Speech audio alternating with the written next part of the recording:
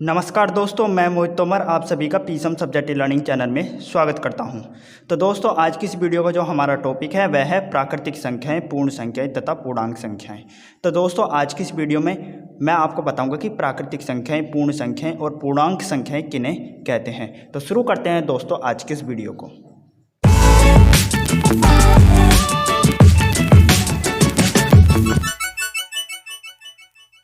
तो दोस्तों, पहले हम प्राकृतिक संख्याओं के बारे में जान लेते हैं कि प्राकृतिक संख्याएं किन्हें कहते हैं। तो दोस्तों, वे संख्याएं जिन्हें वस्तुओं को गिनने में प्रयोग किया जाता है वे संख्याएं हमारी प्राकृतिक संख्याएं कहलाती है। कौन सी संख्या कहलाती है दोस्तों? प्राकृतिक संख्याएं कहलाती हैं। दोस्तों, यदि हम कोई भी वस्तु गिनेंगे तो गिनना कहाँ से प्रारंभ करेंगे दोस्तों? एक से गिनना प्रारंभ करेंगे। तो दोस्तों, 1 2 3 4 5 6 और अनंत तक की जितनी भी संख्याएं हैं ये हमारी प्राकृतिक संख्याएं हैं। कौन सी संख्याएं दोस्तों? प्राकृतिक संख्याएं हैं। आप इस बात को जरा परिभाषा और एग्जाम्पल से समझिए। तो दोस्तों, मैंने हेडिंग डाली है प्राकृतिक संख्याएं।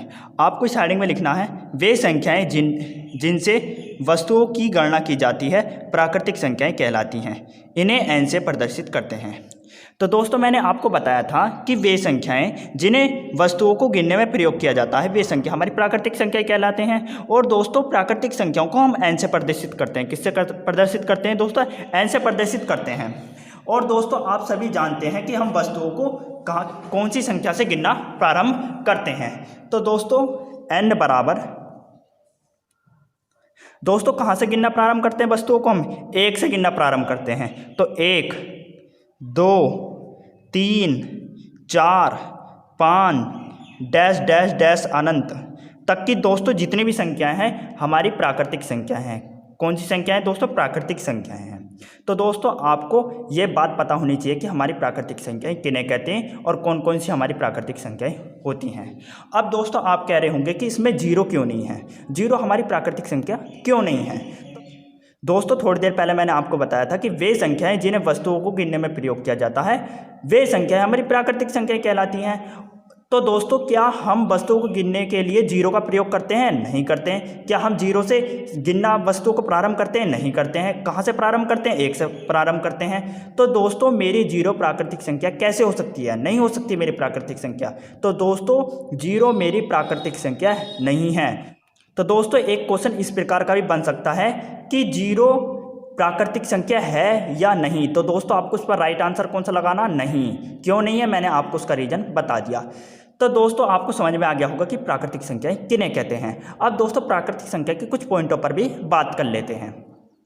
तो दोस्तों, मेरा पहला पॉइंट है शून्य को प्राकृतिक संख्या नहीं माना जाता है क्योंकि हम संख्या 1 से गिनना प्रारंभ करते हैं। इसलिए 1 प्रथम एवं सबसे छोटी प्राकृतिक संख्या होती है।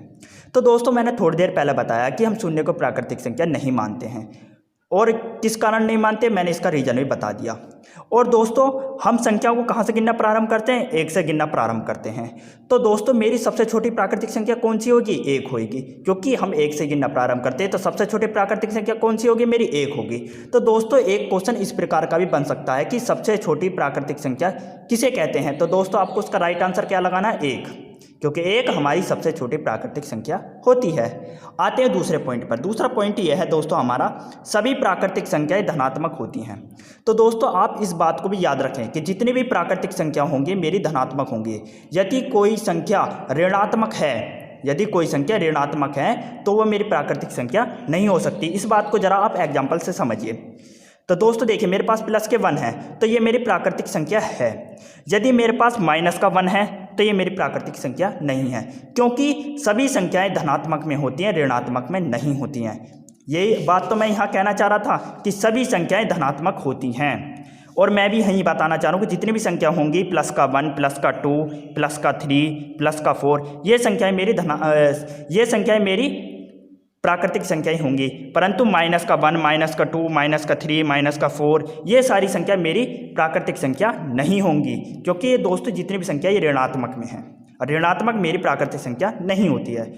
अब दोस्तों, आपको पूरी तरह समझ में आ गया होगा कि प्राकृतिक संख्या किन्हें कहते हैं। अब दोस्तों, बात करते हैं पूर्ण संख्या के बारे में कि पूर्ण संख्या किन्हें कहते हैं। तो दोस्तों, जब प्राकृतिक संख्याओं में जीरो को शामिल कर लिया जाता है तो वे संख्याएं मेरी पूर्ण संख्या कहलाती है। कौन सी संख्या कहलाती है दोस्तों? पूर्ण संख्या कहलाती हैं। दोस्तों, मेरी प्राकृतिक संख्या कौन कौन सी होती हैं? 1 2 3 4 5।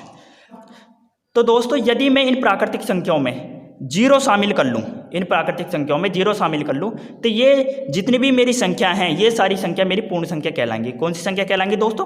पूर्ण संख्या कहलाएंगी। आप इस बात को परिभाषा और एग्जाम्पल से समझिए। तो दोस्तों मैंने हेडिंग डालनी है पूर्ण संख्याएं। अब इस पूर्ण संख्या में आपको लिखना है, जब प्राकृतिक संख्याओं में शून्य को सम्मिलित कर लिया जाता है तब वे संख्याएं पूर्ण संख्याएं कहलाती हैं। इन्हें W से प्रदर्शित करते हैं।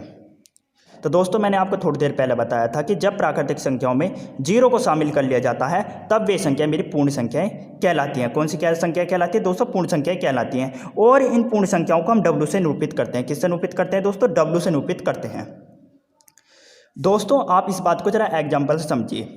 जैसे मेरे पास संख्याएं हैं W बराबर 0, 1, 2, 3, 4, 5 डैश डैश डैश अनंत। तो दोस्तों जीरो से लेके अनंत तक की जितनी भी संख्या होंगी मेरी वो पूर्ण संख्या कहलाएंगी। अब दोस्तों आप कह रहे होंगे कि ये पूर्ण संख्या इन्हें प्राकृतिक संख्या भी कह सकते हैं। नहीं दोस्तों, हम पूर्ण संख्याओं को प्राकृतिक संख्या नहीं कह सकते। क्यों नहीं कह सकते? क्योंकि दोस्तों इन संख्याओं के में जीरो सम्मिलित हो गया है। कौन सम्मिलित हो गया? जीरो सम्मिलित हो गया। और जीरो सम्मिलित होने के कारण ये संख्या मेरी अब प्राकृतिक संख्या नहीं है, अब ये संख्या पूर्ण संख्या कहलाएंगी। तो दोस्तों आपको समझ में आ गया कि पूर्ण संख्या किन्हें कहते हैं। अब दोस्तों पूर्ण संख्या के कुछ पॉइंटों पर भी बात कर लेते हैं। तो दोस्तों मेरा पहला पॉइंट है, शून्य पहली तथा सबसे छोटी पूर्ण संख्या है। तो दोस्तों आपसे एग्जाम में यह भी पूछा जा सकता है कि सबसे छोटी और सबसे पहली पूर्ण संख्या कौन सी है। तो दोस्तों आपको राइट आंसर क्या बताना? शून्य, जीरो। जीरो मेरी सबसे छोटी और पूर्ण संख्या है। दोस्तों जीरो सबसे छोटी और पूर्ण संख्या क्यों है, मैंने आपको इसका रीजन बता दिया है। और दोस्तों यदि किसी संख्या में जीरो सम्मिलित नहीं है तो मेरी संख्या क्या कहलाएगी? प्राकृतिक संख्या। और यदि दोस्तों जीरो सम्मिलित है तो मेरी संख्या कौन सी कहलाएंगी? पूर्ण संख्या कहलाएंगी। आप इन दोनों के अंदर डिफरेंस को अच्छी तरह समझ लीजिए।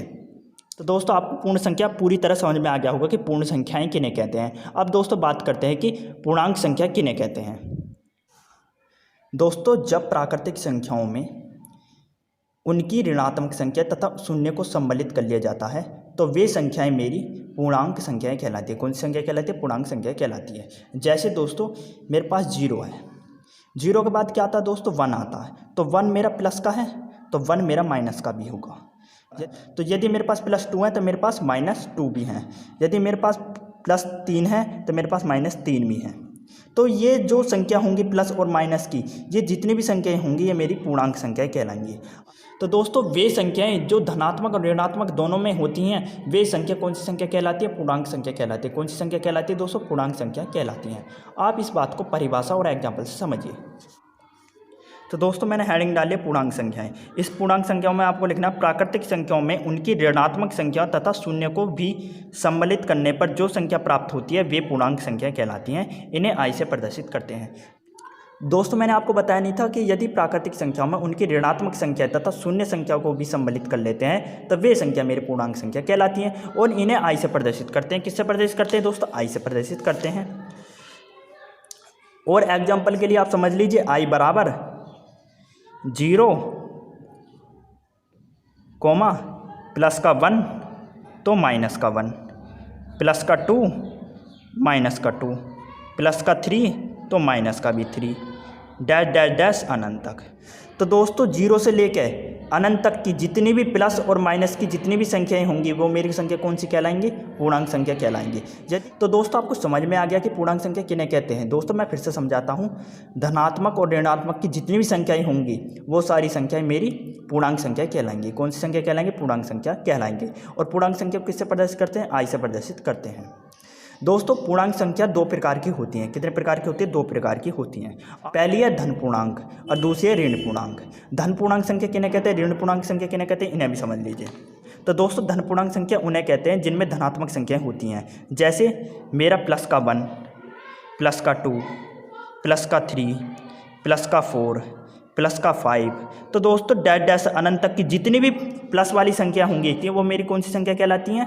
धन पूर्णांक संख्या कहलाती है। कौन सी संख्या कहलाती है? धन पूर्णांक संख्या कहलाती हैं। तो दोस्तों जितनी भी प्लस में संख्या होंगी वो कौन सी संख्या कहलाएंगी? मेरी धन पूर्णांक संख्या कहलाएंगी। कौन सी संख्या कहलाएंगी दोस्तों? धन पूर्णांक संख्या कहलाएंगी। अब दोस्तों बात कर लेते हैं ऋण पूर्णांक संख्याओं पर। दोस्तों आप जानते हैं धन पूर्णांक संख्याओं को हम प्राकृतिक संख्या भी कहते हैं। क्यों कहते हैं दोस्तों, मैंने आपको थोड़ी देर पहले बताया था कि जितनी भी प्राकृतिक संख्या होती है वो धनात्मक में होती है। तो दोस्तों जितने मेरे धनात्मक संख्या वो कौन सी संख्या कहलाएंगे, प्राकृतिक संख्या। और प्राकृतिक संख्या को हम कौन सी संख्या भी कह सकते हैं, धन पूर्णांक संख्या भी कह सकते हैं। अब दोस्तों बात करते हैं ऋण पूर्णांक संख्या पर कि ऋण पूर्णांक संख्या किन्हें कहते हैं। तो दोस्तों वे संख्या जो ऋणात्मक में होती है, जैसे -1, -2, -3, -4, -5 डैश डैश डैश अनंत तक। तो दोस्तों जितनी भी ऋणात्मक संख्या होती है, जो माइनस की संख्या होती है, वो सारी संख्या कौन सी कहलाती है, मेरी ऋण पूर्णांक संख्या कहलाएंगे। तो दोस्तों 1 से लेकर अनंत तक की जितनी भी माइनस वाली संख्या होंगी वो मेरी ऋण पूर्णांक संख्या कहलाएंगी। कौन सी संख्या कहलाएंगी, ऋण पूर्णांक संख्या कहलाएंगी। तो दोस्तों आपको प्राकृतिक संख्या, पूर्ण संख्या तथा पूर्णांक संख्या अच्छी तरह समझ में आ गई होंगी कि प्राकृतिक संख्या किन्हें कहते हैं, पूर्ण संख्या किन्हें कहते हैं, पूर्णांक संख्या किन्हें कहते हैं। यदि दोस्तों आपको मेरी ये वीडियो पसंद आई है तो लाइक सब्सक्राइब जरूर कीजिए और इस वीडियो को अपने दोस्तों के साथ जरूर शेयर कीजिए, ताकि वे भी प्राकृतिक संख्याएँ, पूर्ण संख्याएँ और पूर्णांक संख्याओं के बारे में समझ सके कि प्राकृतिक संख्या, पूर्ण संख्याएँ और पूर्णांक संख्याएँ किन्हें कहते हैं। तो दोस्तों आपको हमारी वीडियो देखने का बहुत बहुत धन्यवाद।